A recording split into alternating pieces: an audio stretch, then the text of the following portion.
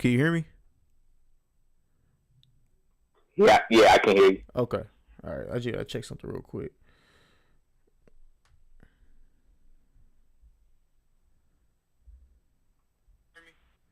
All right, we good. We good with that. Can you hear me? All right. So, what's good, everybody? It's your boy Randy Anderson here with another episode of the Average Guy Podcast on the Average Guy Studios. Man, yes, episode 122. Today's episode, we will be talking about our Democrats holding the black vote hostage. Plus, when you're rich, you don't need no work ethic. There's always money. But first and foremost, before we get into all this, I want to shout out everybody that's been rocking with us over the last week. Shout out to the United States, you know what I'm saying? Shout out to Canada and shout out to Mexico yet again. Top cities, Jefferson City, Missouri, Belton, Missouri, and Chicago, Illinois, man. Shout out to everybody. Shout out to Dom. Shout out to Rollo 60s.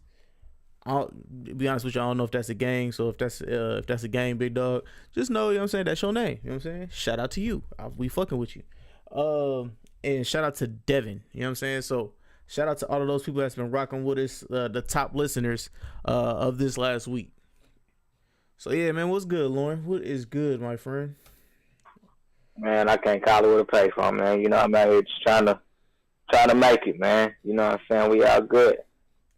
I definitely do understand. All right, so we'll wait till Mr. Gilmore gets in here, and we'll talk about what is it we'll talk about. We'll start off with, you know what I'm saying, no work ethic. We'll talk about the Yale student.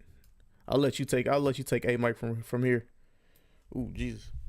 I mean, maybe I'm the anomaly in this whole situation, but I don't care. Like, I heard all of this, and I was like, what's new? Like, this is like the American way to do anything. I'm going to use my money to get what I need to get. Like, that's purely the American way. Yep. So, I don't know why people are shocked. I don't understand why people are outraged. I mean, think about this for a minute. There are tons of college athletes that got scholarship, like legal scholarships to go to the school that probably didn't deserve to be in the school either. So what's the difference between something like that and somebody that paid so their kid could get into the school? I mean, that's what people do. Like, so, you know, why people are outraged, like, oh, you know, my kid could have went to that school and they would have deserved it. Well, I mean, either they need to get a hell of a scholarship, or you got to pay to get them in too. Oh, shit. So I mean, I honestly don't understand the outrage. You know, I think this is just another one of those stories that deflects us from something that's way more important. We got way more important things to do than be outraged that somebody paid for their kid to get into a prestigious school. Yeah. Like, I mean, I understand that, you know, there's a lot of morality around it and things of that nature. But I mean, at the end of the day, I mean, so what? I mean, who cares? I mean, you know, shout out to the dude that was hustling. He hustled them people at a whole lot of money. Oh, dude from what's the name? Yeah, that's right. I forgot what his name is. Yeah, I forget. I just, you know, I forget the guy's name, but I mean, he raised millions of dollars under some, you know, fictitious pretense of a donate a foundation, you know, and I mean, people fell for it. Like, you can't be mad at him because other people were stupid. Right. Like, oh, you can do all of this for me. Now, here's what I want to know: is he just like the NCAA, and he ain't pay the kids that was taking the test so the other kids could get in? That's what I want to know. Yep. That's what I want to know. Like, because I know they said that there were other students like taking tests and things of that nature. Like, did they get paid? Like, because if you not paying me, I'm surely not going to bust my ass to do all that work for somebody else to get into a school. So, I mean, it's just another situation where we understand that the American way is the almighty dollar. It's the almighty dollar. Like, I don't have to have the skill set to do the job. I just have to have the money to do it. And I mean, look at Trump, our president. Like, that's a prime example. Like, he has no real qualifications to be the president of the United States, but he had money and he had a mouthpiece. So he got what he wanted, And I mean, the list goes on and on and on. I mean, there's not a single industry that every single person on top is deserving. Like, some people understand, you got to pay to play, so I'm gonna pay the total across the bridge, and they do what they got to do. You know what I'm saying? To put themselves in position to get what they want, essentially. So, I mean, I think it's more of a shocker than an outrage. Like, I think it's surprising. You know what I'm saying? Like, damn, people will really pay $15,000 to some random dude to get their kid into school. Like, okay, you know what I'm saying? I mean, great hustle for dude again, but I mean, like, there shouldn't be like this public outcry of, oh my God, this is so wrong. Like, it's the American way. All right. Yeah, I mean, I can't really disagree with you in anything you said, Lauren. But the main thing I have, the main thing that came to my mind now. Follow me, you know what I'm saying? We're about to jump into a conspiracy. So the conspiracy is that the reason why they're tossing these people out right now, you know what I'm saying, it's just because everybody's been on the R. Kelly, Michael Jackson wave, and everybody's on social media, from celebrities to just random ass people, are talking about why aren't we calling out why aren't we calling out Hugh Hefner? What is that director's name? I just had his name. That's terrible. Elvis. They're calling out Elvis, Hugh Hefner, and shit. You talking about Harvey Weinstein? Yeah, Harvey Weinstein. The Pope. Yeah, the Pope, and like all these other people for having underage kids, and then underage kids allegedly, and or sexually assaulting women. You know what I'm saying? And like, they're like, you know what? To get everybody's attention off of that, we'll just toss this Yale shit at this Yale shit. You know what I'm saying? And then she posted bail, literally, as she turned herself in and then posted bail from $1 million bill. It was like what, 100? It was like 100 grand or some shit like that, 100K. So I mean, she went in, turned herself in, and then got herself right out. So I mean, yeah, a little conspiracy, but yeah, Corey, what you got for us? Shit, even if it is conspiracy, it don't change nothing. I mean, with the other cases, I mean, shit, lock all their asses up.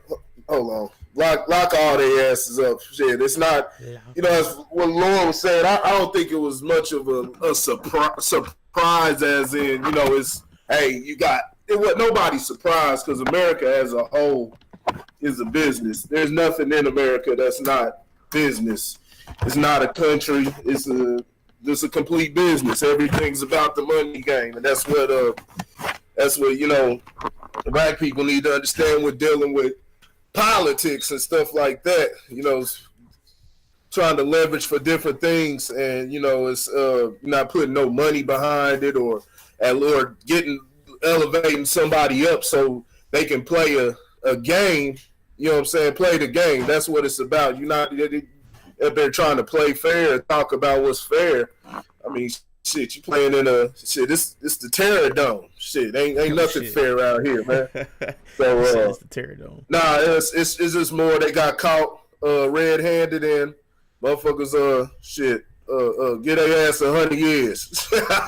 He said get 100 years. Get their motherfucking asses 100 years. All they motherfucking asses. All the white folks, get their ass 100 years. Shit, I don't give a fuck. Yeah, like the only big problem I have with it is literally they took that spot from somebody who's been working their ass off for that. You know what I'm saying? And like the young daughter, like I guess she had a YouTube channel or some shit like that. She was like, oh yeah, she was like, yo yeah, I got accepted. You guys, everybody knows I don't like school. I'm just going there just for the parties and the games. It's like, nigga, wait, what? What aspect of life isn't like that though? I mean, just think about the employment, the jobs you work at. I mean, every single job. It's not even something to where you look at it and say, somebody can look at it and say, oh, you're just being like, what's the word, conspiracy, or you're looking into it too much. It's clear. It's clear as day. You know what I'm saying? There's plenty of proof. Like, your employment is like that everywhere in America. It's like that, right? You know what I'm saying? It's, you know, somebody's kissing somebody's ass or doing favors and shit like that. You know, that's just what this country's built off of. So, you know, it's just refreshing. It's nothing surprising. This is what it's always been. It's just fun to watch them get their hand caught in the cookie jar. No. Watch them squirm. You know what I'm saying? Because, you know, everybody's got this. You know, especially in America, everybody's got this. You know. Holier than thou type of complex or whatever, especially rich folk, you know, white folk.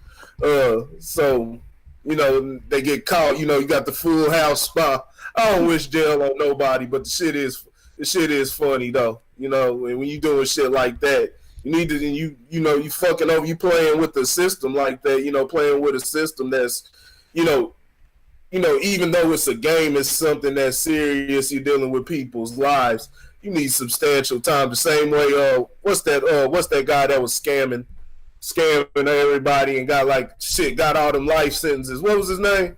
I don't remember. I don't remember. You remember, Lauren? Nah, I don't remember that one. The guy that was scamming everybody. Are you talking about the black dude, like the young kid with glasses? No, not the black dude. No, you talking about that doctor? Nah, that shit was not funny. him. Yeah, that shit. How the fuck did he do that? That was crazy. I remember that he had a whole fake doctor's office, but no, man, the guy that was Cleo. Huh? I thought you talking about Cleo. Not this Cleo. The dude who was doing stock and everything, and he got everybody. He got millions of people. Okay. They made a movie about his ass. I know what you're talking. I know what you're talking about now. Yeah, he got everybody, but I can't think of his name. But yeah, they gave his ass life sentences because I mean, shit, he changed people's lives. He screwed over people. Yeah. You know what I'm saying? And you know, changed the course of their lives. So you know, just as good as death to me. You know, when you're doing stuff like that. When you're doing stuff like that, shoot, you deserve to get the punishment, but we'll see where it goes. You know, I wouldn't be surprised if they at least the full house ladies. I don't know about the men, but I know about the women. The women can put on a nice little tear show, and everybody feel sorry for them. So they'll fuck around, probably get probation or some crap like that. Yeah. And another thing, like let me just say the media. The media played it very, very, very, very smart. What these niggas did, I mean, okay, I'm not gonna say that. What they did was they took a Mexican chick and interviewed her, and I don't know if y'all seen that video where they took this Mexican girl and they interviewed her, and they was like, do you think this is fair that her parents do you think this is fair that her parents would paid for a spot on the rowing team? And da-da-da-da-da. And she was like, no, that's not fair. I work 2 jobs, da-da-da-da-da. I was just like, y'all media, this media, whoever media company that was, like, y'all played that shit smart. I like the sympathy card, but I've read it from a mile away, but I like that sympathy card. Now, was it sympathy on the victim's part? Or it sound like you're saying she was speaking out against not the victim. Was it sympathy on the people who were involved's part, or was it somebody? It sounds like she was speaking out against it. Yeah, she was speaking out against it, but they're playing a sympathy. They're like, do you see what they did to her? She has to work for her spot. She doesn't have the money to pay for her spot. She's working for her spot in Yale. Da da da da da da. That's what they did. That's pretty much what they did. I mean, that's true. You know, Was she from Mexico? Huh? I don't know. From Mexico? I don't know. She probably been cold on the swim team. There should be a level of sympathy for anybody that's working their ass off, you know, in any aspect of life, working their ass off. And I mean, I've seen this. We can think. Y'all both probably know people that have worked their ass off. We talking about older people, worked their ass off in life. And, you know what I'm saying, and been railroaded by, you know what I'm saying, a lot of times we like to throw it on, well, what did you do, and take accountability, but that's not always the case. A lot of times, life just deals people bad cards, and they run into some bad people in life, and it happens like that. So you do have to have a level of sympathy for people that do try to do things the right way, you know what I'm saying, and they're not getting, you know, their fair share, you know what I'm saying. So when you got people that are beating the system, even though that's the game, but they know the game, and the people, you know, under there don't understand the game. You know what I'm saying? So they just trying to be honest people. Meanwhile, you know, the other people, you know what I'm saying, are working America for what it is, and, you know, getting over it at the same time. Yeah. HBCUs.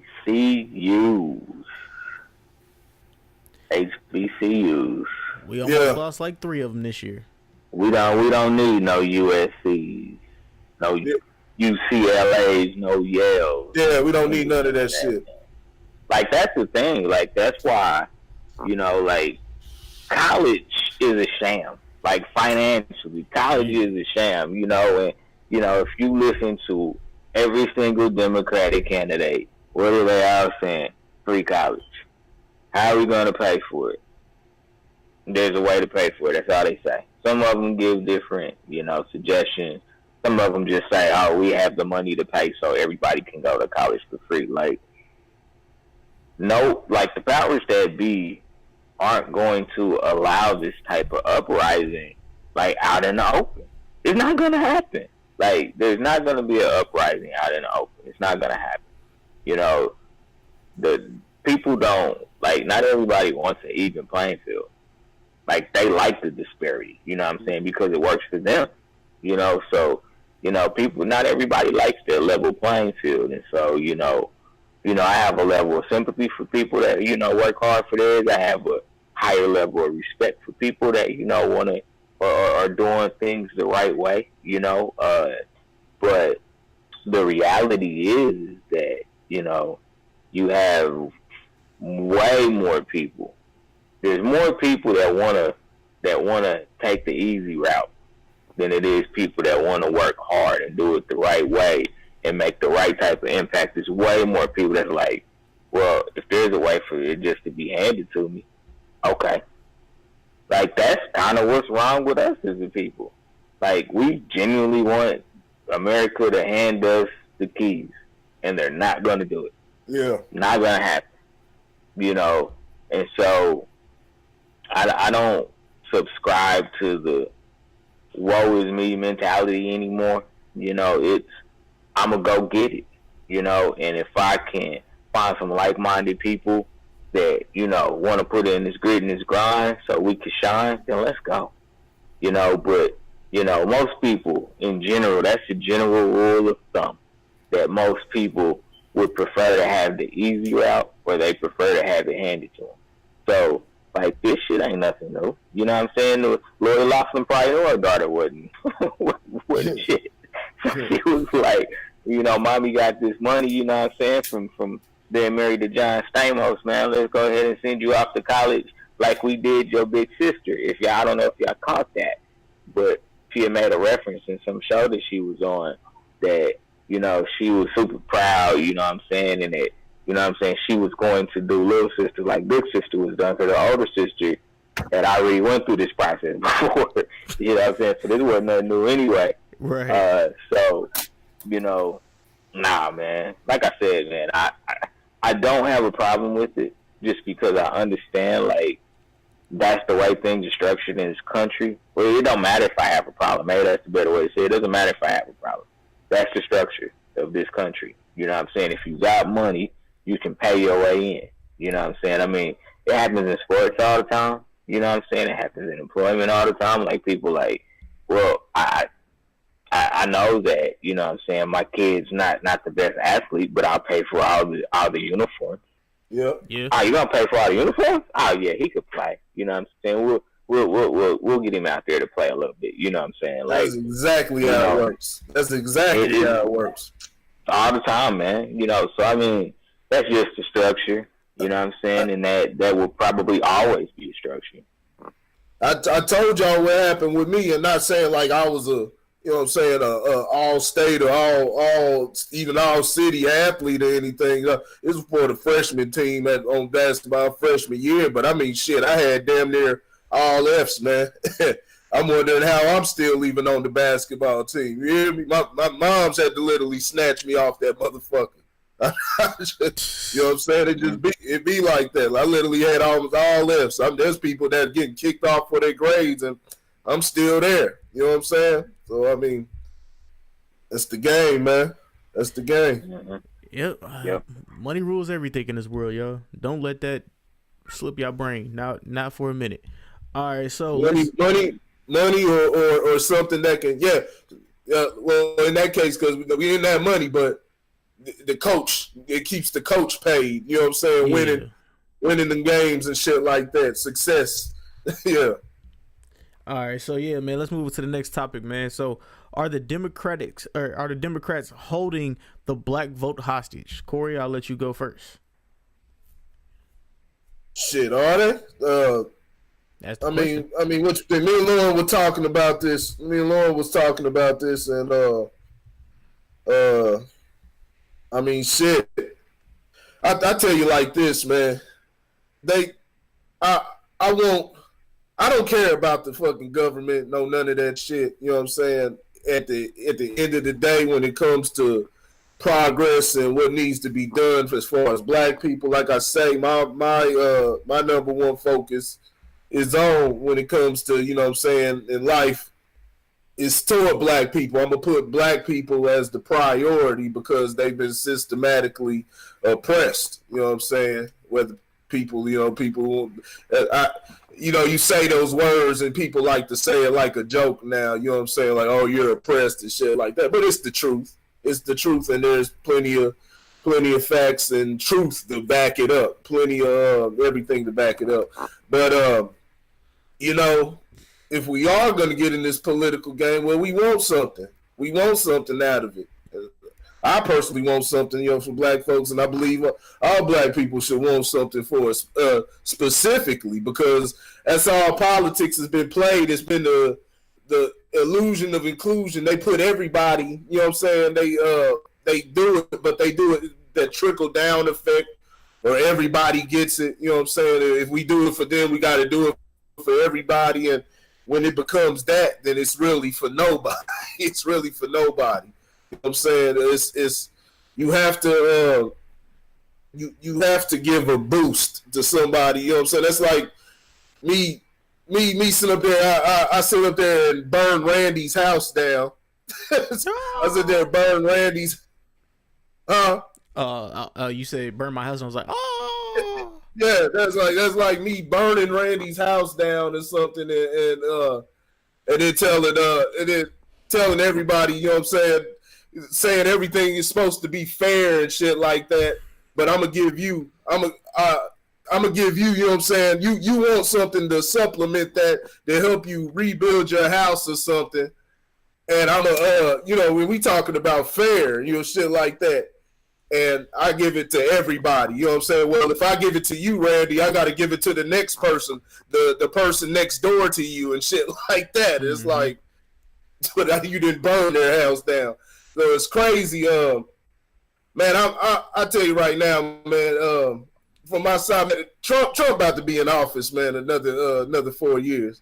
There's too many damn candidates right now anyways. And then, if they gonna start trying to bring the black vote and shit like that, they gotta get serious. And the only one I'm seeing is serious about it is Marianne Williamson. She's actually talking to the leaders and, you know what I'm saying, and talking and trying to. She doesn't have all the answers, but she's trying to find all the answers. there needs to be something repaired. They need to handle that, you know what I'm saying, before they even go anywhere else. Or if they even going to start talking about black and saying that and having that in their campaign, they need to have something for black people. You know what I'm saying? But they're just sitting up there trying to, you know, coddle them and say little nice things and talk about prison reform like every nigga's a damn criminal or something.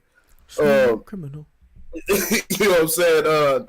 You got Bernie Sanders. I mean, shit. You see how he gets every time they even ask him about reparations and things like that.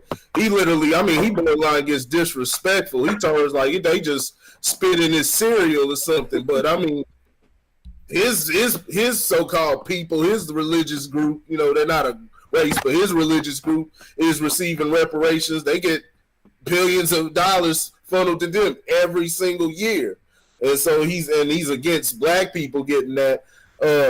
And yeah, they keep trying to go back to, you know, they trying to no. The way they're trying to, well, let's get to the question. The way they're trying to hold us hostage, it's, hey, screw the reparations, screw the talking, what y'all want to repair this and that. Do you want Trump in another 4 years? Let's pinpoint that. Yeah. Because we're talking about how they're holding them hostage. It's screw what y'all looking for. Get this person in so you don't have that guy in. And I believe it's 100%. You're holding the vote hostage. You're trying to take a hostage. Gotta, you know what I'm saying? Hey, don't move. The motherfucker get their head blown off. And, you know, it's like, I think we should take the stance of, hey, if that's the way it's going to be, then that's the way it's going to be. Trump's just going to have to be in office for another four damn years to me. You know what I'm saying? I could care less. You know what I'm saying? But yeah, I think the Democrats I think the Democrats are using that as a weapon and a tool. All right, Lauren.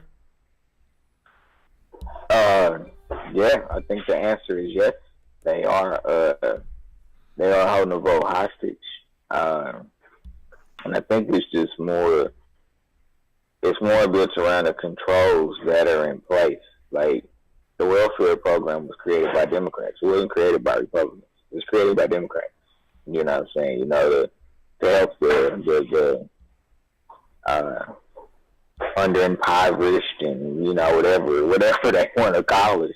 You know what I'm saying? Like, you know, so, I mean, don't get it twisted. You know what I'm saying? And I mean, I pledged Democrat, you know, but, you know, don't get it twisted, you know.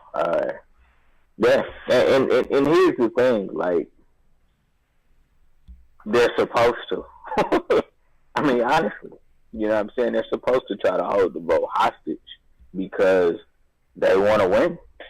And that's what that comes down to. Like, that's what it comes down to. And they understand that, you know, voting tends to a lot of times be a popularity contest or the lesser of two evils. So, you know, yeah, it's super important for people to take the time to actually do the necessary work and research that it takes to find somebody that really truly has the right ideas and the right ideologies and methods in place to do the right thing. And, you know, politics is tainted, you know, in a lot of ways. You know, the bigger you go, the more dirty it gets.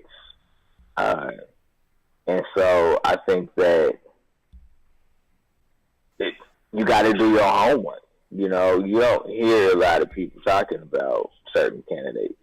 You hear them talk about Bernie Sanders, Kamala Harris, Cory Booker, and they still waiting on Joe Biden. Like, seriously. I mean, now, don't get me wrong. It's like, I don't know, like 12 or 13 people running under the Democratic name, you know. Plus, you have your other parties, you know. It gets really, really tricky, man, because, you know, and Corey references to this all the time, you know, black people had the right to vote before white women did, mm-hmm. you know, of all the things. And for me, I hold that sacred because I understand that, there were people that preceded me that fought for my right to have the ability to vote. So I take it extremely serious. There's very few elections, whether they're local elections, state elections, national elections. Like, there's very few that I don't go vote in because I do understand that there were people that fought for my right to be able to do that, whenever the opportunity presented themselves, and to cast my vote for who I felt best represented me. But these parties, they get down and dirty. It's now one thing that is very, very interesting if you really get really deep into the details of how people vote. This last vote was the very first vote that independents really, really gave somebody a scare. Somebody other than a Republican or a Democrat actually made it to the ballot and actually got votes in it. Because most of the time, your independents get anywhere from, 2 to 4% of the vote in a presidential election. There was an independent candidate that actually got like 11, which is a really, really big number when you think about it. And so there is a shift, especially with, I would say Generation X, Generation Y, and then the millennials, as far as saying, well, maybe I need to be more open-minded to make sure that, we put the right person in place. And maybe that's not a Republican or a Democrat. Now, I will tell you that we got a long way to go. We really, really do. We have a long way to go to really, truly change that narrative, so to say. But, I mean, yeah. I mean, they're holding the vote hostage because that's what they're supposed to do. When you think about it in theory, I mean, I'm making my run for city council. I'm trying to hostage some vote, like, seriously. I mean, yeah, that's how you play the game. And yeah, the Democrats, man, like, if you listen, like, to all of them, like, they all say pretty much the exact same thing in a different way. Yeah. They just put a little bit different of a spin on it. And this is something that I would say it started with the son Bush, and then Obama really kind of took it to another level. But it's the president seeming like a normal guy like me and you. You know what I'm saying? And being extremely relatable. That's why you get the Kamala Harris is talking about, oh yeah, I used to smoke weed a little bit. That's because I mean, who would say that? Like, seriously, like, that's that. Let me make them see that I'm a normal person, and that will invite people and attract people to want to listen to me more, and so. Yeah, I mean, some of it is a game, and politics is a game. It's a dirty game, you know what I'm saying? And, if you want to get involved in it, you have to be prepared to get your name shitted on. And there's probably going to be times when you shit on somebody else's name, not because you know that that's the absolute truth, but because you want to win. And so you're going to do what you got to do to win. And I mean, you think it's dirty just seeing it on a surface level. Oh. Think about these campaign managers and all these people that go out to try to garner that support. Yeah, I mean, they will do what they need to do in a lot of cases, and it's all in the name of winning. Is what it comes down to. Is it right? Depends on your morals, but it is, it exists. And yeah, I mean, if people are really truly serious about choosing the right candidate to be president of the United States, like, just do your research. And once you get done doing your research, you have to take it to the next step, which is actually talk about because you're not, as a singular individual, going to get a president voted in. You have to play your part in showing support, financial support, talking in your inner circles about it, and trying to convince people, hey, this is really the person that you need to look at. And it's super scary. It is super scary for the Democrats because there are so many with ideas that are really. I'm just going to use an easy term, which is cheesy. Like, there's not going to be any free colleges. No. Maybe they'll offer more free benefits. You know what I'm saying? Don't tell that dude Andrew Yang that he said he gonna give us free everything, man. Free everything with $1,000 a month, even if you ain't doing. Even if you sitting on the couch whacking your meat off every day. Let's talk about that for a minute, because that's a very, very interesting thing that he said. I know we kind of jumped off the topic, but I answered the question because I said yes. No, actually, but yeah. So actually, I was about to get into something like this, but yeah, continue. So when he made that statement, the very first thing that came out of my mouth was, and like, that's not going to change anything. And the reason it's not going to change anything is because if you don't know how to use money, it doesn't matter how much money you actually have. You'll just waste it. So go ahead and give, you know what I'm saying? You disagree? As a whole or individually? I'm talking about as a whole. Okay, as a whole. I'm not referencing like any particular. Yeah. I'm just saying as a whole. You know what I'm saying? You get somebody that like to smoke weed $1,000 a month. Guess what they're gonna do? Go buy more weed. Hey, I can guarantee you. And we was talking about this last episode. I guarantee you, if they give black folks trillions of dollars of reparations, you are literally gonna see that episode of the Chappelle Show. You're gonna see that. That's gonna happen. I'm not worried about it because I'm like, people are gonna do.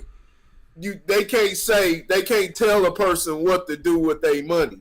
Things like that. They can't tell a person now. Land would be better, but still, give some money too. Shit, because there still are going to be people, and we're talking about like we talked about those honest people that work hard every day and really try to play things by the book. You know what I'm saying? And try to do things the right way, and they're really trying to, really do something with themselves and do something with just not themselves, but build something for the people around them and beyond. It's gonna be a lot of people. It's gonna be noticeable to people that it'll be noticeable, but it will look like you said, that episode of Chappelle Show. You gonna see rims and fake asses and that's the thing, man. Like, if you don't understand what money is and what money can do for you, it don't matter how much money somebody gives you. It really truly doesn't, And so when he said that, I was like, big whoopee. You know what I'm saying? Like, just don't give it right back. Well, because think about it. Well, that too, but think about it. Everybody gets it. So rich people get an extra $1,000. Poor people get an extra $1,000.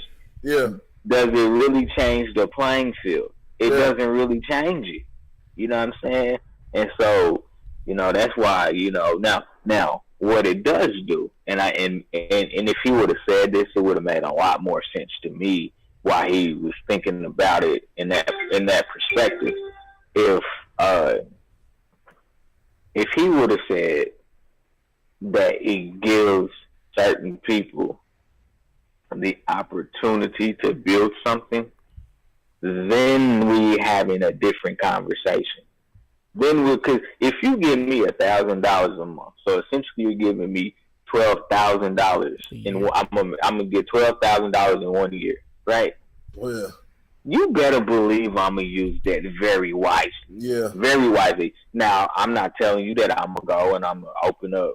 I'm not gonna start my own business. I'm not telling you that. I may do something, more practical, like pay down some debt or something like that. You know what I'm saying? So I can further position myself to be able to do something a little bit, down the road. And that's the catch-22. You get somebody that wants to live life fast, a type of money like that, and they just gonna go and fuck it up trying to, open up a rim shop or, a little snack shop or something like that. A little what you call them things, the buses, the food trucks or whatever. Some stuff like that. You know what I'm saying? That they're looking for a quick return on investment. Give me that shit. I'm gonna pay down some bills right quick and fix my credit so I can walk in a bank and be like, okay, here's my 750 score. Yeah. I need a line of credit for $100,000 right now. Yeah. And that's how you have to educate people on how money works, how to properly utilize money, to be patient with your money. Like, you got to be patient with your money sometimes, especially when, you weren't birthed in the money. You know what I'm saying? Like, you got to be patient with your money. Let that shit mature a little bit, and then strike. You know what I'm saying? And then strike. And that patience is tough. It has challenges to being patient and waiting and waiting and waiting. But he's not gonna do that because ain't nobody gonna sign off on that anyway. Right. Ain't nobody gonna sign off. Like, his own administration wouldn't sign off on something like that. That's I mean, I'm not saying it's not possible, but I mean, it's like, how would they make it say we in debt? We in debt already, and you talking about giving? They said people up to 18. So I don't know the exact number of people who are 18 and over in America, but there's roughly 325 million to 350 million people in America right now. So let's just say about 200 million people. 200 million times 12,000 a year. That's a lot of money, dog. I ain't even did the math on it, but that's money that I mean, from the way America talks, they ain't got that. They ain't got that type of money. Now, and Charlemagne asked some pretty good questions, like, wouldn't that bring inflation? Wouldn't that bring, saying mass inflation? And, Andrew Yang, and I really don't know the details inside of it. I got to look more into it to see if it actually would. But I think it was a good question because I was wondering the same thing. Will that bring inflation? And that's a lot of money, dog, that you talking about giving out every year, and it sounds good. So one of the points that he went, because one of the things that he said, which again, it's about the sign off, I think, which is what you're not going to get. But he said, the Jeff Bezos of the world aren't not going to pay taxes. Yeah. Like, we're going to take all of those loopholes away, and the tax revenues that we generate from, billionaires paying taxes will, support, things like this. And I'm like, yeah. Okay, but you have to get the sign off, the approval. Like, yeah, he's gonna keep looking for loopholes to where he don't have to pay taxes. Yeah, like he's not gonna be like all of a sudden. He's not gonna be like, oh, okay, you want me to pay the 25% like everybody else? Okay, I'll pay it. Like, nah, that's not gonna happen. And I think that's where, you got to kind of see through some of the things that some of these candidates are saying, because they're just not realistic. At least not the way that America's structured today. Like, it's just not a realistic thing that you would even be able to pull off. Like, the closest thing that the Democrats are going to be able to pull off in this process, it would be universal health care. Like, that has a better chance of anything that I hear than primarily talking about that and, making medicinal marijuana legal across the 50 states. Those would be the two that probably wouldn't. Well, the medicinal marijuana probably wouldn't take as much work because, states are already starting to do it anyway. Mm-hmm. And then the universal health care, of course, that would be a little bit of a fight too, just because, again, it goes back to that mantra that my money should be able to get me to the front of the line. So I don't want to just get in the line and have to sit there and wait with, people that I feel like are beneath me, and so you'll get a little pushback there. You will get some pushback there, but I think it still has a pretty good chance of becoming a reality sooner than later. But Randy, we talking. We gotta give you some airtime. We apologize. You go ahead. Oh no, you good. Like, it literally, y'all answers was everything I was gonna say. But like the Democrat thing, literally they're pandering. They know how to pander. So of course they know how to pander to the black people. So of course they're gonna hold the black vote hostage. You know what I'm saying? So, but the questions I actually have for you guys is, do you guys believe that there needs to be more than just the Democrats and the Republicans? Do you guys believe that there needs to be different branches? Say? It just needs. I mean, they can have all the branches they can have all the branches they want, man. They just need to. It just needs to be the best candidate possible, man. Are you talking about branches of the Democratic Party? No, just instead of Democrat and Republican, there's another branch. Yeah. You said what? You got independents. Yeah. You got independents. I mean, there's different like political groups. The Green Party was trying to get Bernie. They were gonna endorse Bernie, and Bernie was like, "Nah, I already told Hillary that I was gonna drop out, and it was her. She beat me fair and square." So, there's other political parties. There's political parties within political parties. I mean, you have, conservative Democrats. You have liberal Democrats. Yeah. You got left wing, right wing. I mean, so there's different those groups within groups. Yeah. They exist. The problem is that the two major parties has been implanted in American politics.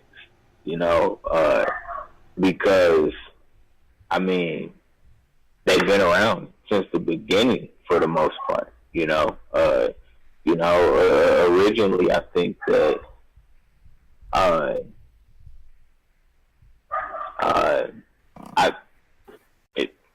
just how Americans think, man. It's ingrained in us. It's Republican, Democrat. If you want to, be on the other side and be independent or whatever the case may be. But it's going to be hard.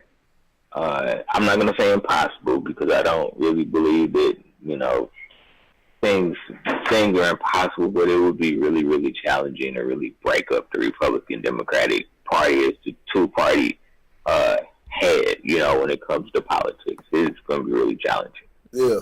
Okay. So you said it. Damn near impossible. Damn near impossible because it's the business. Yeah, literally. They make the money. It's damn near impossible to do it. They need the ideal thing would be have is multiple. I mean, you can't have 100 different candidates, but have it to where it can break down to where what I'm saying. We have at the end we have 10 or let's say 10, about 10 candidates. You know what I'm saying? 10 candidates that people can choose from that can go head on and race for the presidency. So then when everybody's locked in, because a lot of people aren't even locked in when it comes to the choosing who's actually coming out of that party and different things and who's going to represent the party. A lot of people aren't locked in. They don't get locked in until they start seeing everything on TV and it's right in front of their face, and they hearing about it. So like, okay, let me go vote. You know what I'm saying? Let me go, do my vote. They only got 2 people to really pick from, and so they looking like, they pick one or the other, or they just say nah. That's not necessarily true. It just begs the question that if you don't choose Republican or Democrat, is it a wasted vote? Does that make sense? Like, so let's say that you truly support the independent that's on the ballot. Like, you feel like that's the absolute person to be the president, you know what I'm saying, of the United States. So the question that therein lies is that a wasting vote? Because they're not going to win. Yeah. So, and that's where I think, it's not a wasted vote. That's where you know what? That's where it gets really tricky. You know what? I'm wrong too, because there are multiple. How many different picks are there?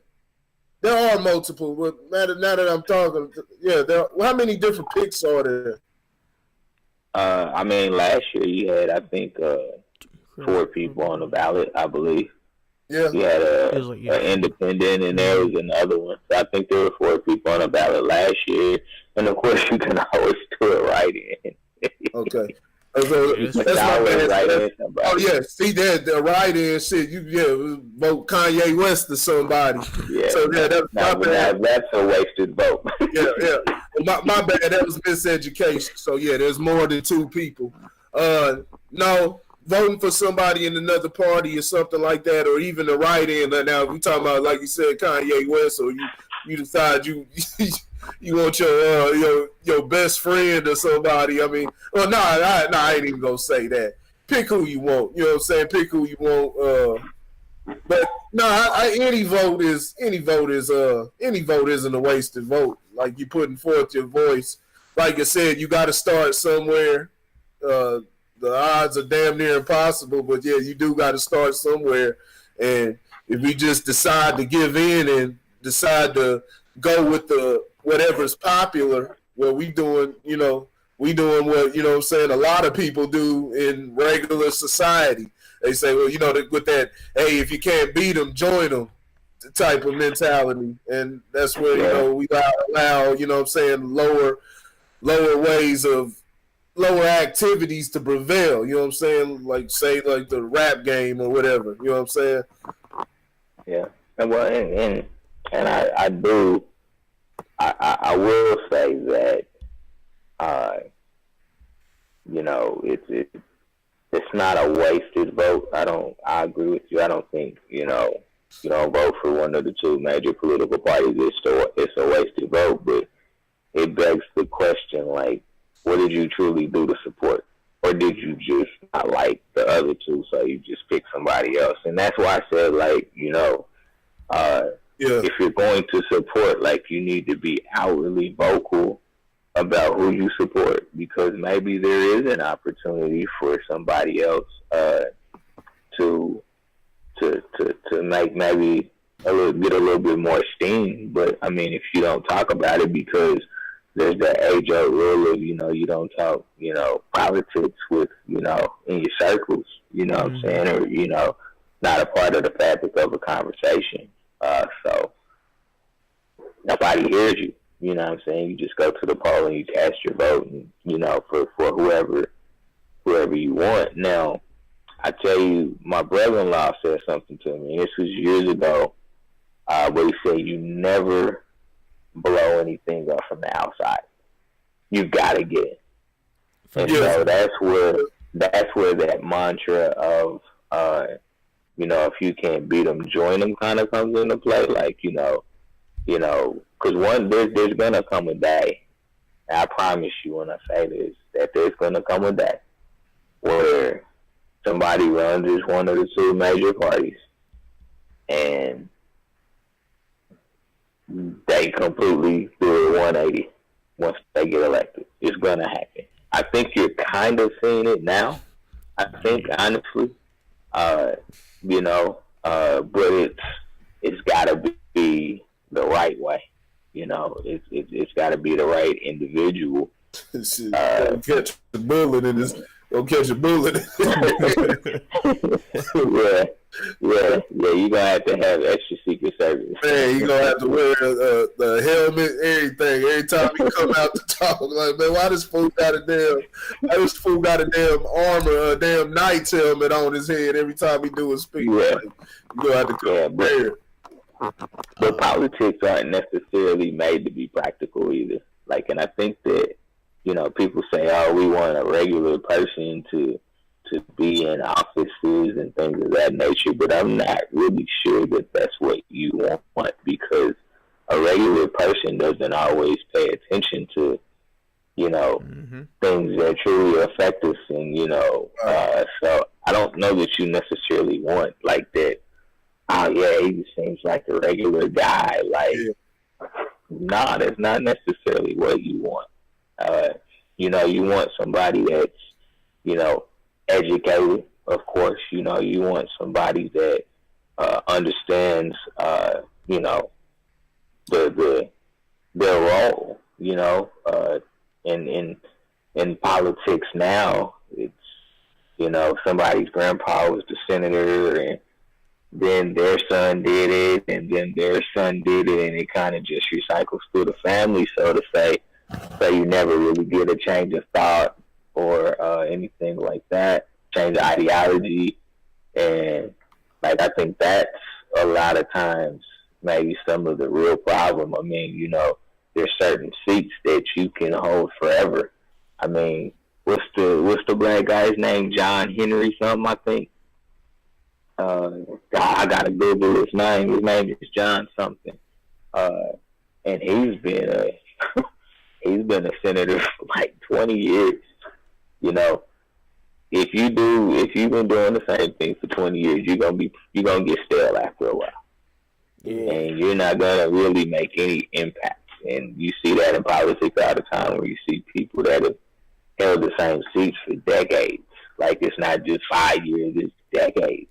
And so that's why nothing changes, because they thought the same way, and they're just comfortable being in the position that they're in with the benefits that they have. And so, as somebody trying to get in, do you want to change that? As somebody that wants to stay in, are you comfortable saying, I've had my time, it's time for somebody else to give this a shot, and, have an opportunity to create their impact in the world, and that's, again, where ain't nobody gonna just hand it over to you. Nobody's gonna hand you the baton unless it's your father, or, uncle or something like that. Like, you gotta go out there and take it, and you have to do, I won't say by any means necessary, but, pretty darn close. Damn, you know what I'm saying? Yeah. Pretty darn close. Incumbents always have a leg up on the competition, because if it ain't broke, don't fix it. It's that mentality. If it ain't broke, don't try to fix it. And, so, but, I mean, if you want it bad enough, like, you'll do what you got to do. You know what I'm saying? You'll go out there, you ingratiate yourself to the public. You'll show that you actually give a damn. And, you have to just change. You have to give people a reason to think that, even if the person in position is good, like, I think this person could do better. Like, that's kind of what you have to do, when you stepping into this thing, is, there's no need to have a bashing session, because that just makes you look bad. What you have to present yourself as is somebody that respects your opponent, but just really feels you can do a better job. Like, people will take heed to a statement like that and be like, oh, well, okay. If you can make my life better, then, maybe I do need to give you a shot. But you gotta work the angle. You really, really do. Okay, so do you think that we need to change some of these laws? That's the question I proposed to you. Do you guys think that we need to change the laws in the Democrats, or not just the United States in general? Do you guys? I mean, they need to be changed, but question is, are they? Of course, they need to be changed. There's many laws. Yeah. As far as what, like, I mean, yeah, I mean, there's laws that are. Okay, my bad. Yeah, oh my bad. As far as a person holding the seat for damn near ever till he dies. You know what I'm saying? Oh, yes. There needs to be. It doesn't matter what the position is. There needs to be term limits. I see what you ask. Yeah, it doesn't matter the position. There needs to be term limits. Like, I mean, obviously the president can only do 2 consecutive terms, right? And then got to take a break, and then he can jump in again if he wants to. Most presidents don't do that because they've had enough after the first one, and definitely by the second one. Yeah, Supreme Court's there damn near forever. Yeah. Yeah, but see, here's the tricky thing about the Supreme Court, because yes, in theory, here's where it gets tricky, especially when you're talking about law, is do you want a new person every 5 years? Like, the experience is not a bad thing, so to say. I think what you see a lot of is a unbalance, I believe, in areas like the Supreme Court. You had Ruth Bader Ginsburg. Like, you got Democratic people like, what we got to do to keep you alive? Because you're our last lifeline when it comes to the Supreme Court. And she's old. You know what I'm saying? Yeah. But for Democrats, it's like that's all we got. Because I mean, you saw how they fought tooth and nail at this last Supreme Court to not let the guy they got in, Brett Kavanaugh. Isn't the whole Supreme Court damn near Republican now? Except for her, and then you got one person that kind of is, I won't really call them a swing, but they're more open-minded, I guess, would be the right way to say it. But yeah, and I mean, I think it comes down to like diversity, and not just diversity as it relates to race and color, but also diversity of thought when you think about, positions such as the Supreme Court. I mean, I remember when was it Thurgood Marshall? Yeah. Thurgood Marshall. You know what I'm saying? If you listen to his story when he made it to the Supreme Court and how he was just like despised. You know what I'm saying? Like, if he sneezed wrong. And so, but you have to have people willing to bear that cross. You have to have people willing to bear the cross, to be trailblazers for something different. And that's not an easy position to be in, by any stretch of the imagination. Culturally, we call certain black people Uncle Toms because they're different. You know what I'm saying? Oh, he just an old Uncle Tom. No, he just got a different train of thought. Maybe he doesn't, prescribe to the stereotypical black narrative. Always. So,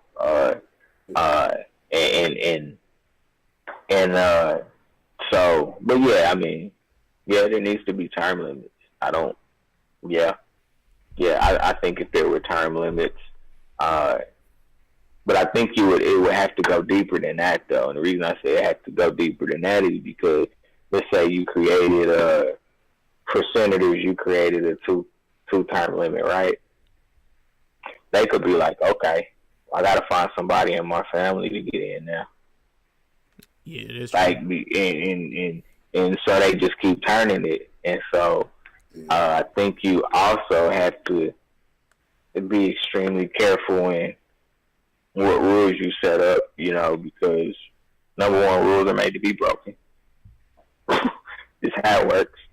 True. Rules are made to be broken. And also people are,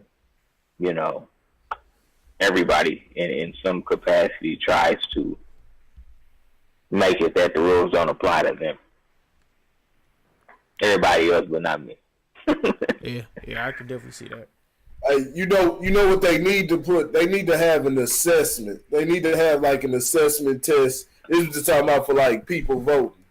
Don't you think there should be like an assessment test or something to qualify people to vote instead of just, hey, you want to vote and just giving anybody the chance to vote, because then they just go throwing anybody in like they threw Trump in. No, but I'm not even gonna say that, because it wasn't all, just a bunch of hicks that voted Trump in, but just anything. Do you think there should be some type of assessment test that people take to make sure that they're competent enough to be able to make an important decision like that for the country? I mean, yeah. If no, you said no. No, because here's why I say no. This is why I say no. The president can't win an election off the popular vote. Ooh. Yeah. You can't win an election off of the popular vote. Right. So you could have you could have 2 million people that are incompetent to vote, but they ultimately are just casting the popular vote. It's the electoral college that actually gets you elected in. Now that and see, that's what I mean when I say understand how it really works. Like, we all have an opportunity to vote our electoral college in. We never pay attention to who the person is, ever. Because usually it's a politician. Like, usually it's a politician that's part of the electoral college. So they're already swayed, by whatever party that they subscribe to. So no, I think what you have to change is you have to change the electoral college. If you're looking at it from are people competent enough to vote, the adjustment as far as the president's concerned, I think needs to be done through the electoral college, because there, I think, so Al Gore, Hillary Clinton both won the popular vote, which means that they were voted in by the people. But they lost the electoral college vote. Mm-hmm. Okay. So does the electoral college represent the people that it's supposed to serve? That's your question. You right. Yeah, you definitely right. Yeah, I heard. Yeah, I'm trying to think the way around it, but okay, I'll take your word for it. I couldn't think of nothing either. I was just like, shit. There got to be some type of assessment. But yeah, that electoral college is, because a lot of times they, they find different states, they'll award one state, this much more points and things like that. Yeah, based off the population size. Yeah, population size. Yeah. Okay. But like I said, like that's where you gotta know what you're doing. Like, that's where you gotta know what you're doing. You have to say, okay, I think the electoral college vote's coming up. Who's running? Because here's the thing: if you don't vote, then they probably only need so many votes to get in. Yeah. Like, so, again, not enough people care, and that's the honest to God truth. Like, when America was 13 colonies, yeah, everybody was probably involved in politics, but as we've expanded, to the billions of people that we have living here now, less people care about things of this nature. They want somebody else to do all the hard work, that takes hours and hours of meetings and shit like that to try to get things done. They don't want to take the time to do that. They don't even want to take the time to research, the two candidates running, in their own state. Like, they like, okay, they had a good commercial out there, I'm going to go ahead and go cast my vote. Yeah. And really, truthfully, then they get mad when they don't get what they want. Right. Yeah. Right. Yeah. And truthfully, like unless it's a national election, voter turnout's not that great anyway. No matter where you go. Like, unless you're in like where Corey is in the Texas, or one of the bigger. one of the bigger states, voter turnout is terrible. You may get 20% of the people to go out and vote. And the thing is, like, your job can't tell you no. They have to actually give you time to go to the polls to vote, like, during your work hours. Like, this your legal right to be able to go out and vote, and they have to provide that for you. And so the fact that people don't take advantage of that, I mean, that's on the people. Politicians, probably especially incumbents, they love when people don't go vote. That's what they want, because they ain't got to get knocked out of their seat. But they love it. True. Keep not voting so I can keep my seat. Yeah. And when you do go vote, you gonna hide that bitch anyway. But yeah, that's neither here nor there. All right. So, did you have anything else, Corey? Nah, I ain't got nothing else. All right. So I'm learning more and more.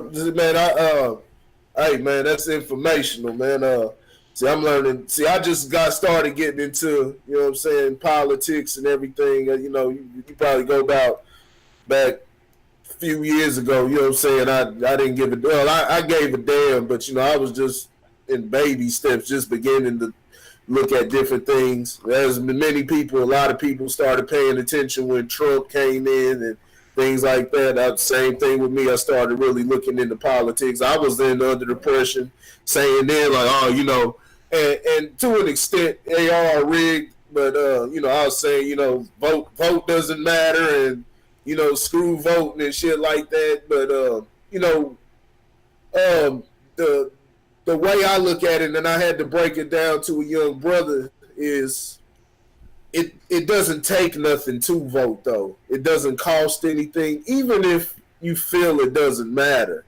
Piss into the wind and hope. And hope, hope for something. It's like throwing a Hail Mary, even if you don't believe it matters. But it doesn't, because we don't know. We don't know the system, and we don't know what vote affects, and if it really does, how it's counted. Everything is just speculation. So all you can do is at least take the time. Just go with it. It doesn't cost you anything. You're not gambling your life. You're not sitting up there paying, it's not going to dip into your paycheck. Go up there and vote for a candidate that you like. You looked at their policies and that you like, and hope that candidate gets in. That's all you can, go for it. Now, if it doesn't happen, go on about your life and handle your business to continue to affect change on your level. Do the things that you can do to affect change. But it doesn't, it's simple as that. I'm saying all these words, but it's simple as that. It doesn't hurt at all. There's nothing to lose with it. So why not? We can sit there and talk about all this speculation. I tell them, you say your vote doesn't count. You don't know, though. I'm telling them that you don't know. You haven't even looked into. There's plenty of things that you haven't even looked into to even make that assumption. You're going off something that you probably heard the next man say or whatever. Same way I did. You know what I'm saying? I heard the next man say, "Oh, it don't count. You're smoking the blunt. Our vote don't count. Fuck politics. Fuck this that." Man, you might as well, man. Get out there, vote. It doesn't hurt. You're not sacrificing anything, but probably just a little bit of gas. That's it. And honestly, from a cultural perspective, it's important to either have for more individuals to understand politics, or for there to be a representative, for a specific group of people that have a solid understanding of it and pass that information back and filter it back into our communities and things like that, because we need to know, what the hell is going on. I'll have to find a video I was watching on YouTube about a black guy that was like, if we knew how easy it was to buy real estate, more black people would have real estate. If you knew how easy it was, he was like, you got to be a little patient.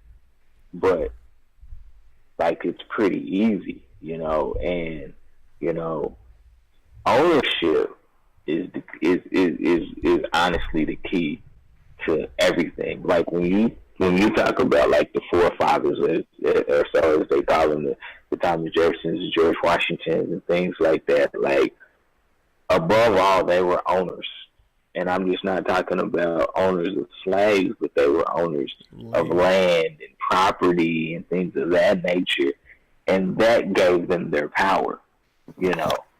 That's what gave them their power, and so we have to understand that as a culture is to understand the power of just having ownership of something, like of something. It doesn't have to be massive, but if you could go out here and purchase 2 acres and you can let it sit for all intents and purposes, honestly.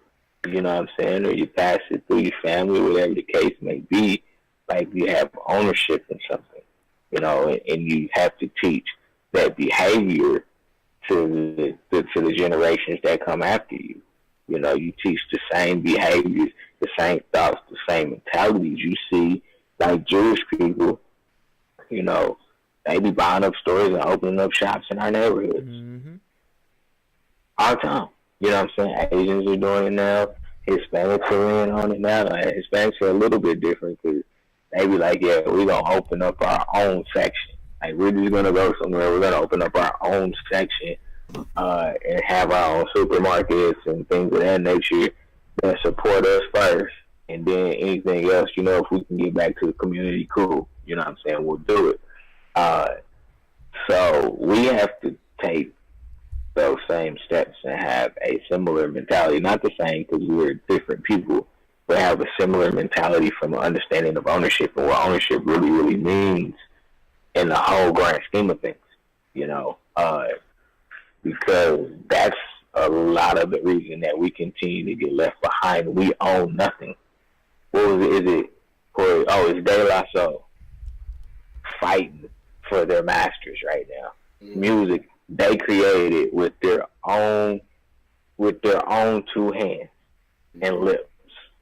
They're fighting to own what they created. We don't own anything. We don't even own our own genre of music. Yep. And we created almost all of it. We don't own hip hop. We created rock and roll. We don't own it. Some of the biggest country singers have been black. Like, we don't own anything. Nothing.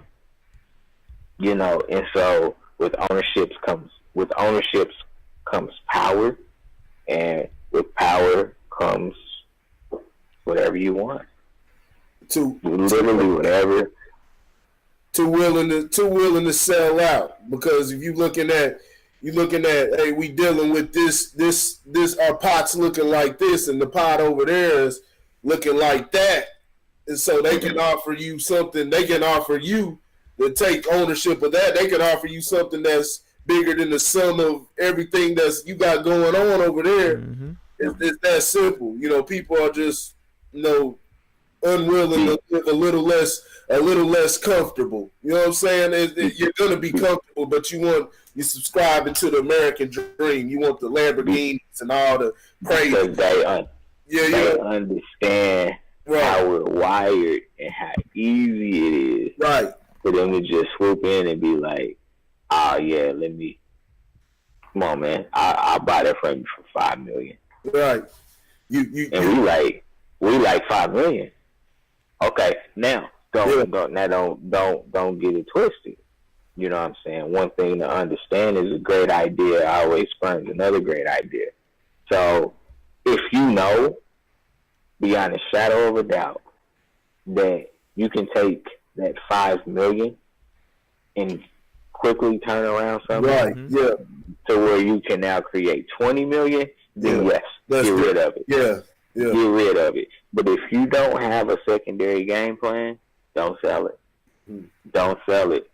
Even if it just sits there and does nothing, like, don't get rid of it. understand its value, to your lifestyle down the road, But again, it goes back to we want it right now instead of being patient and understanding. Hey, if we just hold out a little bit longer, there's more. There's more where this fountain of wealth comes from, and that's the challenge. People that are educated about money understand it just takes a little patience. Whereas people that aren't educated about money are like, I want to get my shit now. You know what I'm saying? Like right now. You know what I'm saying? I was listening. Give me a 44-room house, a 44-bedroom house. Yeah. Shit like that. Yeah.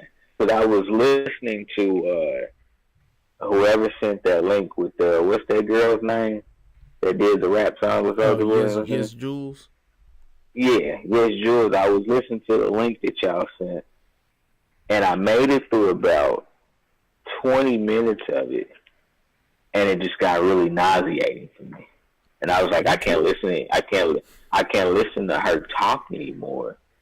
And but the one thing that caught me, and this is, I don't know if she was just trying to get some airtime or what it was, but she made a statement about Joe Budden and how Joe Budden was calling because he wanted to return some $400 sweats. And I'm thinking to myself, $400? Like, you gonna take your hard-earned money and go buy some $400 sweats? Like, I would never change clothes. I wear my sweats in the shower. Like, I would never change clothes. Now $400, you can understand. $400, you know what I'm saying? Now that's high for some damn sweats. It's probably the same brand of sweats you could get for $40, but I ain't gonna fault them for getting some $400 sweats. Now we talking about if it was some $400,000 sweats. Or who was that bought the? It was Mayweather bought a damn the watch. $100,000 or so. No, as a matter of fact, it was more. Million. 18 like 18 million. Mm-hmm. Huh? 18 million. That is stupid. That's incredible. That is like, I can't even equate how stupid that is. Like, that's extreme levels. But 400.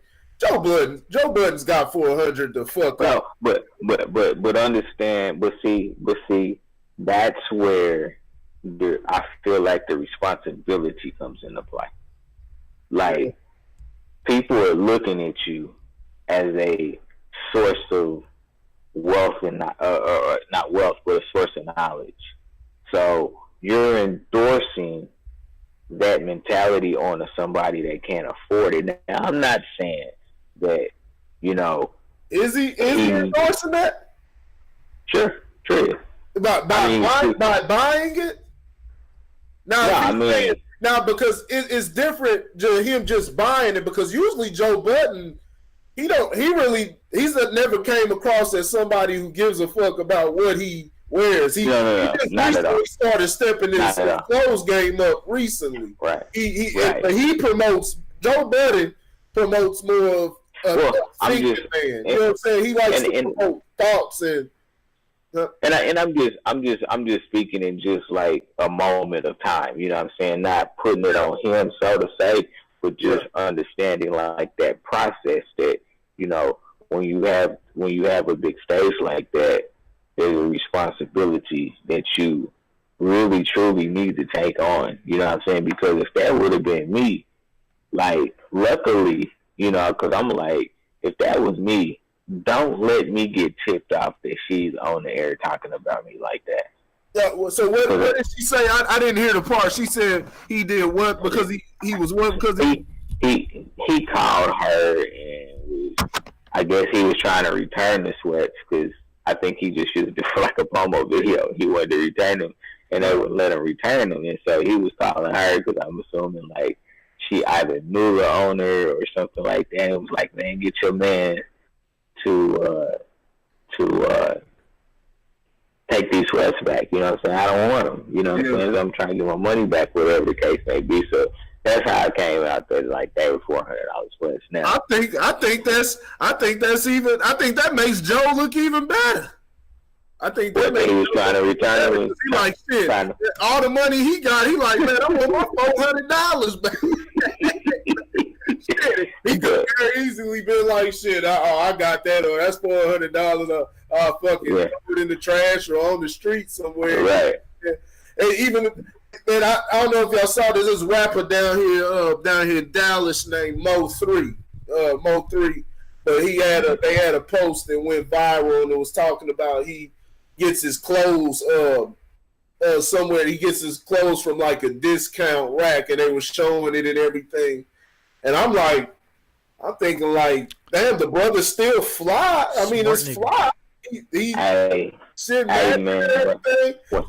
When I walk in the store, that's the first rack I'm going to. Right. It's like, we're the 75% off rack. You know what I'm saying? Like I don't want to pay top dollars. That's exactly what it was. And and I love how he responded to it. He ain't try to, you know what I'm saying? He ain't try to cover up or anything. Man, he went back to because they, you know, sometimes they may have fake posts. You know, they'll show a picture or something or whatever. But it's what it was. The outfit he got was from that discount. He went back to the same thing. He said, you know what? I'm gonna give me some more. He said my clothes don't mean shit. I ain't never, you know, I was doing it when I didn't have money and shit like that. Hey, he pulled out his wad, you know what I'm saying? He flexed. Now, normally I don't be giving a fuck about all that, but this was the perfect time to do it. He pulled out his big old stack of cash like, hey, this is what I'm about right now. Fuck all these clothes. And you know what? I'm about to give me some more of these discount clothes. I love different sections of it. You know what I'm saying? That's the type of shit that needs to be promoted. You know what I'm saying? Absolutely. Yeah. But in the last point I'm gonna make, then I'm gonna shut the hell up for the rest of the night. but is protect. I'm gonna use the term and I'm gonna use it somewhat loosely, but protect the culture. You know what I'm saying? You know, like this Yes Jules, right? That's her name, Yes Jules. Mm-hmm. Yeah. Like she is the definition of a culture vulture. Like definition. Like no questions asked. You know what I'm saying? Like, I don't care. Like, you couldn't argue with me that she's not that. But the thing is we allow that. You know what I'm saying? You know, let me ask you, culture vulture in what way? Where she, I think she's a product of the culture and a product of us not owning our culture and to vet those type of people. Okay. You know what I'm saying? So now with us not owning, that's why you're able, anybody's able to come in the game that's why you got Little Pumps and all these other little weirdos coming in that they can act, they can throw on skirts or act any old kind of way, yelling on Instagram, flashing guns, shit like that. I mean, shit, it's not just her. I mean, I think I'm not saying. Maybe. I feel like she just loves hip hop. Now they say she may have fucked her way to the top, but think about all the artists. I mean, think about all the female rappers that fucked their way to where they need to get to. I mean, shit. Allegedly, Nicki Minaj is one of that. I mean, shit. Is she a culture vulture? You know, I mean, there's a lot of females do fuck their way to the top. I mean, I think she does have she loves hip hop. She don't know enough about it, but I think she does have a love for it and she wants to be accepted. You know what I'm saying? She wants to be accepted. She's just a cheesy person. You know what I'm saying? She's cheesy. I mean, just that simple. But I don't look at Yes Jules as a culture vulture. Now I do look at like you got niggas like Murder Mook ass was up there caping for her every single. I don't know what the hell Mook was up there doing. Was Captain Saberhole. He's completely he doesn't know anything about, you know what I'm saying, history or anything. He was just talking out, you know, just talking and basically he was doing more than talking. He was caping, dog. He was trying to get some of that ass. They say she got a fat ass, but she had some baggy clothes on in the video and everything. He was trying to get some ass. It was like everything she said, they were blaming her and saying, "Oh, you did what? You lynched the nigga. So what? You lynched the nigga. This is 20. Yeah. This is 2019. So what you lynched the nigga? Like, come on, dog. Like, bro, you just capping now, man. But nah, I didn't have no problem with Yes Jules. Like I said, she was just cheesy to me. Murder movie. And maybe that's what it is. Yeah. You know what I'm saying? You make some very, very valid points, but yeah, just, you know, it's important for us to understand, you know, protect what you build. You know what I'm saying? Like, just, and it's not about just letting anybody in. It's more about them understanding that there's rules to this. You know what I'm saying? Like, you just can't walk in and you good. You know what I'm saying? Because, like, I look at, like, a guy, what's my guy's name? Tekashi 6ix9ine. Yeah. You had a lot. Even if you go back to the 90s, you had a lot of rappers that had no business being rappers. Like, seriously. True. However, there were no Tekashi 6ix9ines in that group. Right. There weren't any Tekashi 6ix9ines in that group. You know what I'm saying? And, like, I mean, think of, like, MC Search. You know what I'm saying? You know, MC Search, he understood, you know what I'm saying, the rules of engagement in the hip-hop game. You know what I'm saying? Beastie Boys. You know, same way, you know, so I think that's a very, very important thing for us as a culture to understand is, you know, protect your culture, protect your investment. But do you know what the culture vulture looks like now? The culture vulture, see, in that kid's situation, like Tekashi and all that, it wouldn't even be Tekashi. Tekashi's not the culture vulture. He's just trying to get in, get his, and he trying to, you know what I'm saying, rap. You know what I'm saying? But they letting them in. The culture vulture in that would be those guys like Shotty and the niggas that was around them that was funding them because they like, okay, they looking, they know the shit is trash. They know he's corny, but they like, damn, they loving it and we can get paid off of this.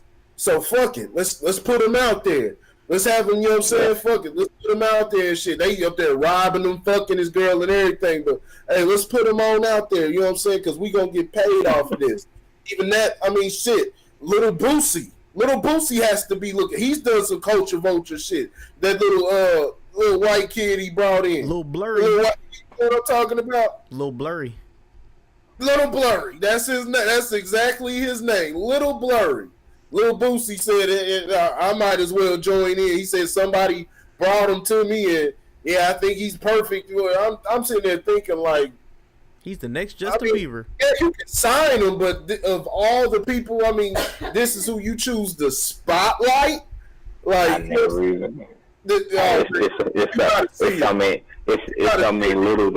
so many littles out there now, man. You got to see this one. This look like some little kid from Orange Valley or some little dweebish little 11-year-old or something, man. But yeah, his name's Lil Blurry, man. And yeah, Lil Boosie hopped on that, and so it's like, so you're willing to do this for, you know what I'm saying, for some money to come up, and I understand it, but when people, that's the definition of a culture vulture. You know what I'm saying? This little dude that look like Jimmy Neutron? Yeah. Oh man, that's the definition of a culture vulture. You're swooping in and getting on something that's pretty much, you know, operating. I don't want to say hip hop is dead because there's a lot of elements. There's still stuff like, I like the fact that, you know, people are in this internet age. People are able to do things independently and things like that. But, you know, as far as in the industry level and things like that, it's pretty much dead. It's a corpse. It's a corpse. You know what I'm saying? It's been taken. There's a rapper named Tootie Raw. Huh? There's a rapper named Tootie Raw. Man, Tootie Raw. Wow. That's wild. That is a terrible rap name.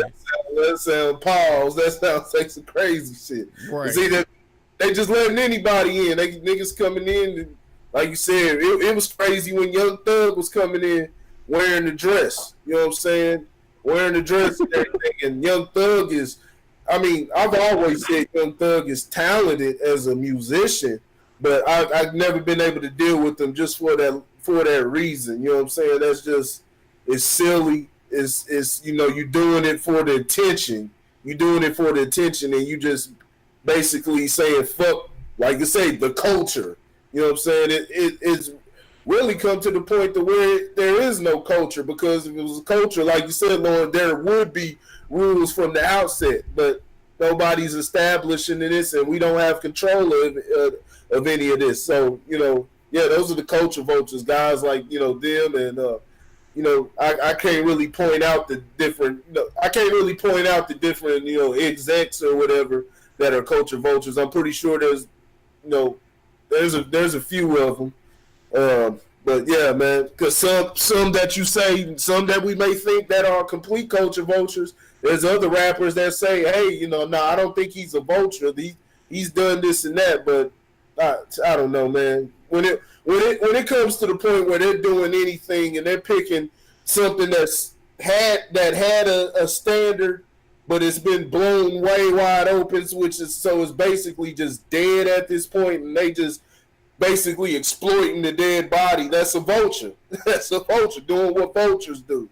You know what I'm saying? And eating off of a dead body. So, so that's exactly what they doing. Shout out to Nightmare for the follow on Mixer. Shout out to Nightmare. But yeah. So Nightmare. Yeah. Nightmare.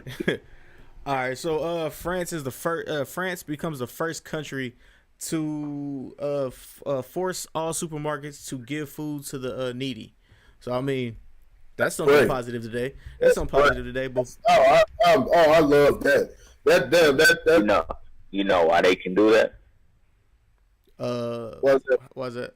Because people don't fucking sue left and right in France.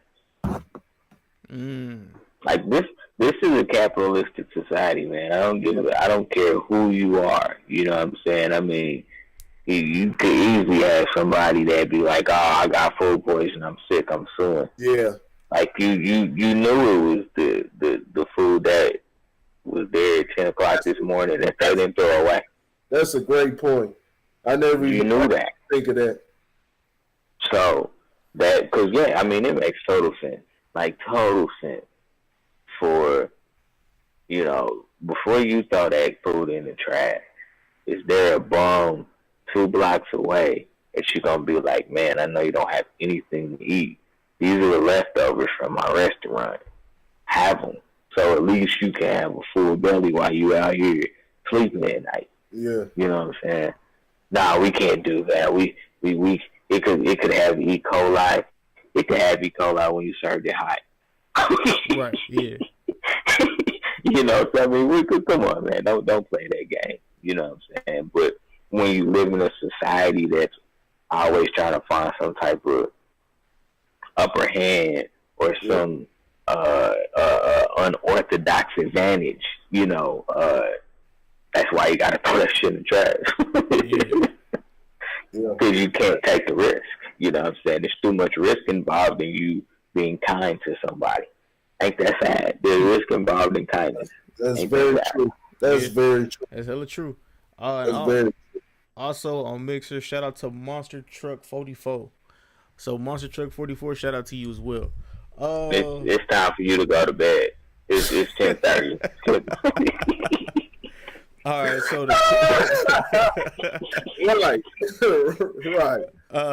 the question of the day today is, so I was listening to a podcast today, and I was listening to a podcast yesterday, I should say, and this girl said that it is okay for females to sleep with married men in 2019. I want you guys to give me your thought process on that. When y'all first heard that, what did you think? And what did you think? Let me know. I mean, you saw my response. I responded on your thing. I said, "Not I." Oh yeah, I seen that. Now here's what I'm gonna say, and this was the point that she was trying to make, that there's no sacredness in marriage anymore. That's the point that she was trying to make. You know what I'm saying? And there is some validity to that. In today's society,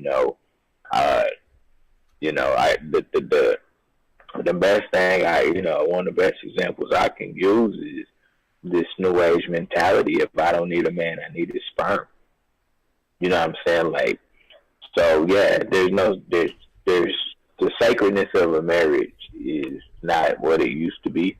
I mean, Corey makes references to it jokingly all the time that, back in the 60s, yeah, if your dude was cheating, where the hell was you going to go? You know what I'm saying? There's nowhere for you to go. You going to take you and your 12 kids and you have them go to your mama's house or something like that. Like, nah, it's not going to happen. Now, but it's also, the flip side of that is it comes down to a sense of loyalty. You know what I'm saying? What have we taught in our communities? Don't be loyal. We taught that in our communities. Don't be loyal. Don't trust nobody. Like, and when I say nobody, that's nobody. Don't even trust your own mama. You know what I'm saying? Like, that's the mentality that we've ingrained in this younger generation. So you hear it, like they say it. It comes out of their mouths. Shit, I don't trust nobody. So, don't trust no bride. You know what I'm saying? Women don't trust no man. Like, so yeah, it makes total sense. You know what I'm saying? I can only speak for myself as an individual and say that you're not gonna run no game on me just because you know what I'm saying, you got a fat booty and some breasts. You know what I'm saying? Like, you're not gonna run no game on me. You know what I'm saying? But a typical guy that doesn't have any standards because he didn't have no male mentors to teach him standards. Yeah, he just gonna follow the next scattered piece of booty that walks by. You know what I'm saying? All she gotta do is wink and wiggle right quick, and he like, oh, I get off at 3. My girl don't expect me home till 5. You okay? You know what I'm saying? Like, that's the perfect plan. I mean, but that's how they.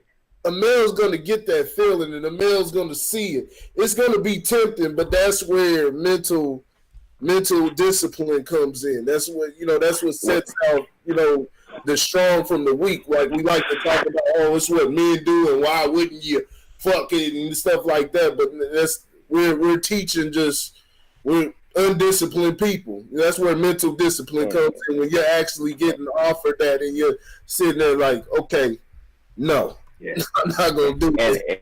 And another piece to that is, why did you get married? Yeah. Like, did you get married because she was fly as hell? You know what I'm saying? Or did you marry her because she had a fucking spirit about her that she was like, yeah, man, this my chick right here. You know what I'm saying? Like, a lot of people, get married thinking that love is gonna get you through that marriage. Love is gonna get you through your marriage. Like, I'll say this. They're not, when they doing it, especially a lot of men, they're not doing it out of disrespect for them. They're not thinking of disrespecting their wife, and a lot of men really do love their wife. We're hunters. It's just something that, like I said, there's a mental discipline that has to be instilled. Like, you literally have to practice that, and you have to tell yourself the type of things like, no. You have to tell yourself no. You know what I'm saying? It's not worth it. It's not worth risking, you know what I'm saying, what you have. If your marriage really means something to you, means that much, and if the person you're with means that much to you, it's not worth it. Sometimes people even go against it. They'll do it even with the person, even though the person means so much to them, because, I mean, it's just, you see that it looks good and it affects your body. Like, eye candy. So you got to have that mental discipline. I will say this. I was gonna say. Yeah. No, I was gonna say that's part of the problem right there. You know what I'm saying? Is, what did you get married for? Like, that's an indicator in a lot of cases of what's gonna happen down the road. That's a big indicator. You know what I'm saying? Like, if you marry solely for love, I'm telling you right now, your marriage will not last. If you marry solely for love, your marriage will not last. You have to have a way stronger foundation than that, because when you are with somebody for years and years and years, and you see them every fucking day, guess what? You just get sick of them sometimes. It's natural. Yeah. It's a natural human emotion to be like, motherfucker, I just saw you. Yeah. Like, it's a natural human emotion. And so, you know, love, I'm not going to say it comes and goes, but there's levels to the shit that, you know, there's different levels to love. You know, then it's not the goo goo gaga. You know what I'm saying? Like, you know, you just look so pretty. You know what I'm saying? Like that type of stuff doesn't last. And I think a lot of people are doing that, especially when you look at like celebrities and stuff like that. Like it's just something fun to do. You know what I'm saying? Let me say I got a husband. You know what I'm saying? You know, I took a second, and I didn't watch the whole thing, but that Jordan chick or whatever that messed with Tristan Thompson, she was on Jada Pinkett's Red Top Table. Hey, you know hey, what I'm hold saying? on real quick, Lauren. Z said that you have it figured out. And Z, I understand you're not a troll. That's cool. It's fine, good and dandy. But yeah, continue. My bad. They just wanted to say that you got to figure it out. Yeah, so the Jordan chick, she like opened up about the whole thing. You know what I'm saying? And, you know, how everything transpired and how, you know, she was embarrassed and all that type of jazz, you know what I'm saying? And then, you know, you have to check it out just to really listen to what she was saying. But it really enlightened me on how weak we are as men to just fall prey for the easy piece of booty. You know what I'm saying? You know, and as a female, like, you should have more respect for yourself. But when you see other people doing it, or you weren't brought up in a home where you were taught, you know what I'm saying, to have respect for self, why would you? So I don't think that the chick that you listen to, I don't think she said it out of spite. I think she was trying to make a very, very clear point that the sacredness in marriage is not what it used to be. I'll say, yeah, that's true. Let me say this. I think it's less acceptable today. It's less acceptable because they was cheating back in the day. It's like I said, when you said, Lauren, they couldn't leave. Like, it wasn't as easy to leave. But married men were cheating back in the day. See, what you do with today is, like you said, we live in an opportunistic country, a capitalistic country where everybody will capitalize off any mistake, any single mistake that you make. So you get penalized. It's not up to the two people who are cheating together whether it's acceptable, right? It's up to nine times out of 10, it's gonna be the wife that's on the outside looking in. It's up to her if it's acceptable. And once she says, "Hey, you dude done fucked up," she gonna get you for everything.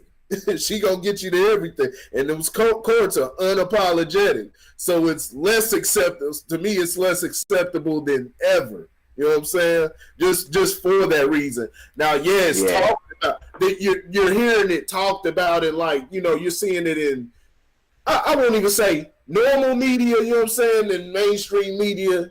You've been seeing that. You know, you had the soap operas and shit like that back in the day, and they having the same stuff today. I think the socialite. Right. It's to us, it's being adopted more. Like, you're seeing it get talked about in rap and shit like that. I took a man from her. I took a man from her and shit like that, or I'll take your bitch and shit like that. But like I said, the black folk ain't getting married like that. Ain't getting married like that anyway, from my eyes. You know what I'm saying? So the shit ain't even. It ain't even really applying to the niggas. Nah, it's less acceptable today because, like I said, you seeing so many men getting caught up and they getting punitive damages. They getting everything. Give me the house, the car, because that's something you can go in court and say he cheated.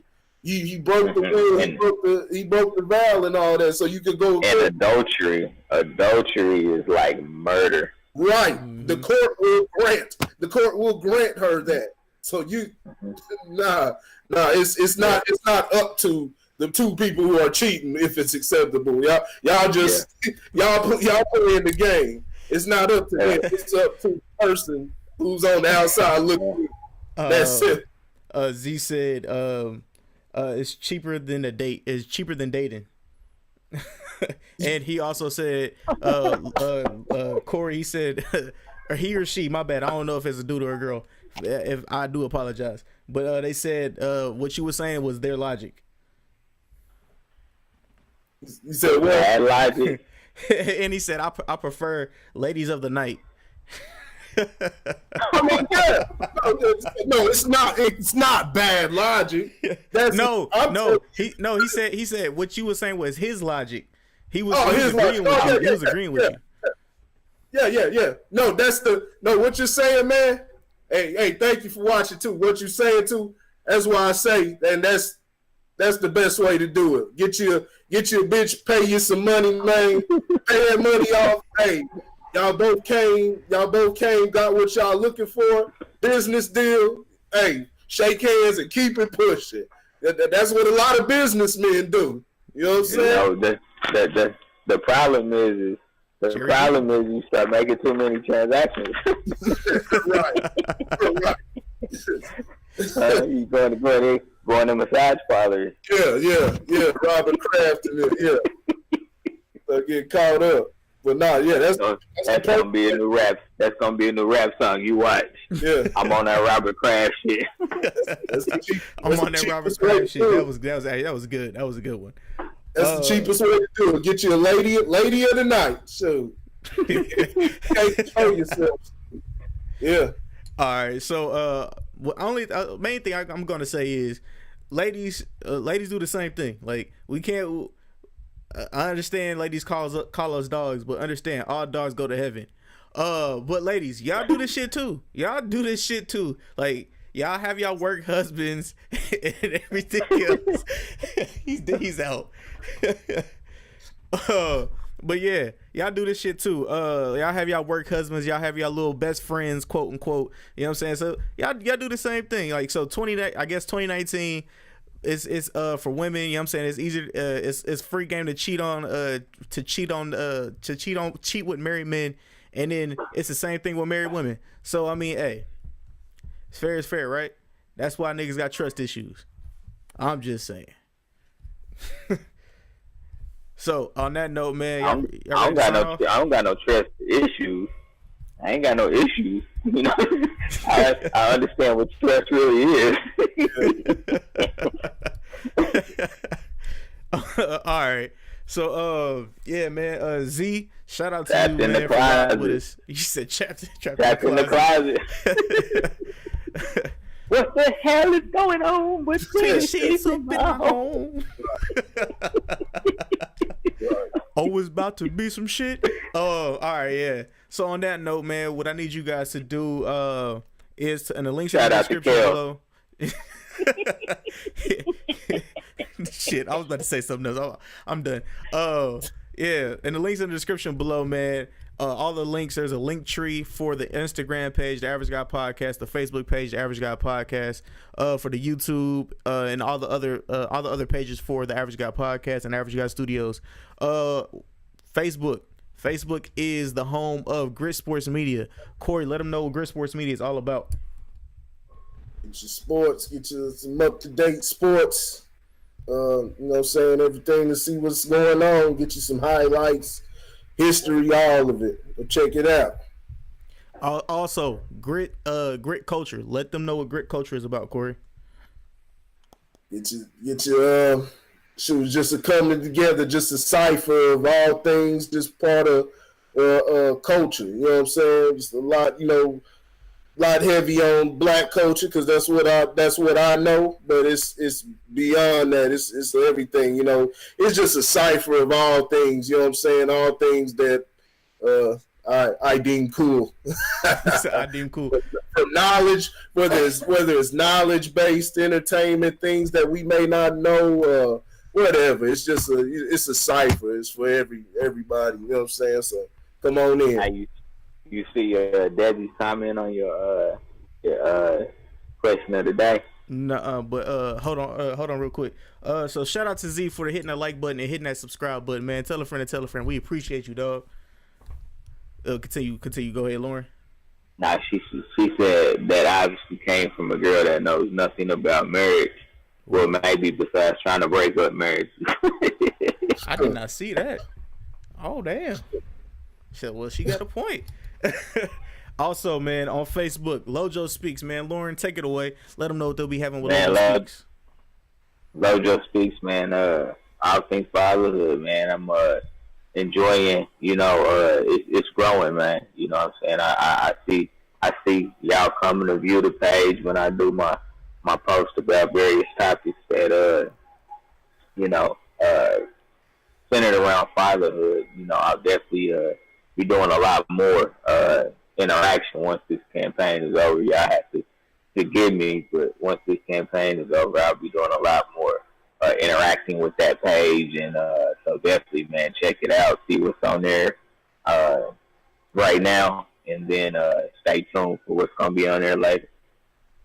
All right, yeah, man. And what I need you guys to do was when you go to those links, man, hit those like buttons and hit the notification button. So whenever they drop something, you guys will be notified. You know what I'm saying? If you're on the Average Guy podcast page on Facebook, I share their stuff anyway. So make sure if you can't find the link, I'll have it, or you can hit me up and be like, yo, I need that link, and I'll shoot it to you. Also, man, stay tuned for Geeks and Critiques. Spider-Verse is coming soon. You know what I'm saying? We're gonna be doing Spider-Verse. That'll be coming soon, so stay tuned for Geeks and Critiques. Hold on. What about the Spider-Verse? What, you talking about Spider-Man? Yeah, Spider-Man Enter the Spider-Verse. We're gonna do Geeks and Critiques on that. You need to get me up on that, man. Just because I be on the conscious stuff don't mean I know some shit now, man. You talking about Spider-Man, Batman, shit like that? Come on, man. Get me up on that, man. Okay. You talking about the movie that just came? The movie that came out not too long ago? Yeah, the movie that just came out not too long ago. Yeah. That shit was outstanding. I went and saw it too. Yeah. Outstanding movie. It was really good. And also we'll be doing Killer Mike's Netflix series. I forgot what it's called. I really forgot what it was called. I think it was Caution Notice or something like that. We're also gonna be doing that on Geeks and Critiques. And that's it for Geeks and Critiques. But yeah, man, we got stuff coming for you guys soon. Make sure y'all check on. We should do one on Geeks and Critiques too. But check next week. Around next weekend, I'm gonna do a review on Grit Culture on the new movie Us. It's coming out next week, so I'm gonna do a review on that on there. So all right, we all had kids scared of the dark. All right, yo. And on that note, man, every Tuesday and Thursday, the Average Guy Studios, the Average Guy Podcast on Facebook, man. Hey, we're live. You get those notifications. You know what I'm saying?